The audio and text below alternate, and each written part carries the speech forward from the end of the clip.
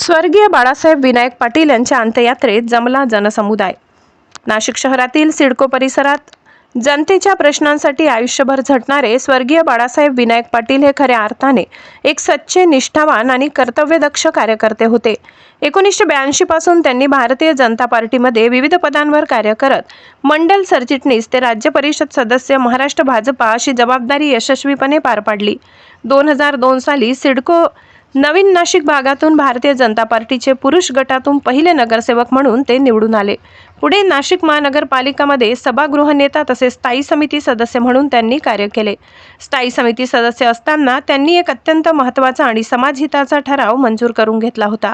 नाशिक महानगरपालिकेच्या हद्दीत राहणाऱ्या प्रत्येक नागरिकाचा अंत्यविधी मोफत व्हावा यासाठी 7 मन लाकूड, 3 लिटर रॉकेल, गवरे आणि 1 मडकं मोफत देण्यात यावे। हे अत्यंत पुण्याचे आणि मानवतेचे कार्य त्यांच्या हातून घडले आणि ही सेवा आजही अविरत सुरू आहे।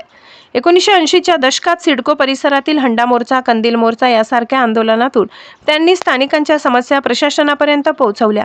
पवननगर येथील भाजी विक्रेत्यांसाठी तब्बल 12 वर्ष संघर्ष करून जिजामाता भाजी मार्केट उभारले आणि कष्टकरी विक्रेत्यांना हक्काची जागा मिळवून दिली।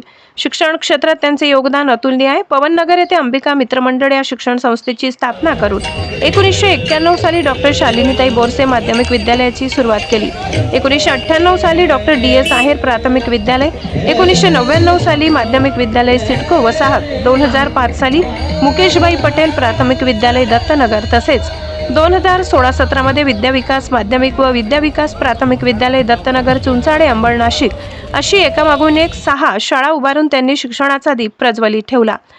स्वतः केवळ 8वी पर्यंत शिक्षण घेतलेले बाळासाहेब पाटील यांनी सतत असं वाटायचं की माझ्या कष्टकरी कामगार वस्तीतील मुलांनी शिकून मोठे व्हावे, हा असा दृढ संकल्प होता। त्यांच्या प्रयत्नांमुळे अनेक विद्यार्थी उच्च शिक्षित होऊन मोठ्या पदांवर देश विदेशात कार्यरत आहेत। हीच त्यांच्या कार्याची खरी पावती आहे। समाजासाठी अविरत झटणारा, शिक्षणाचा ध्यास घेतलेला आणि जनतेचा खरा आधारवड असलेला हा नेता आज आपल्यातून हरपलाय। त्यांच्या कार्याचा वारसा आणि विचार पुढील पिढ्यांना सदैव प्रेरणा देत राहतील। स्वर्गीय बाळासाहेब विनायक पाटील यांना तमाम नाशिककरांकडून भावपूर्ण श्रद्धांजली।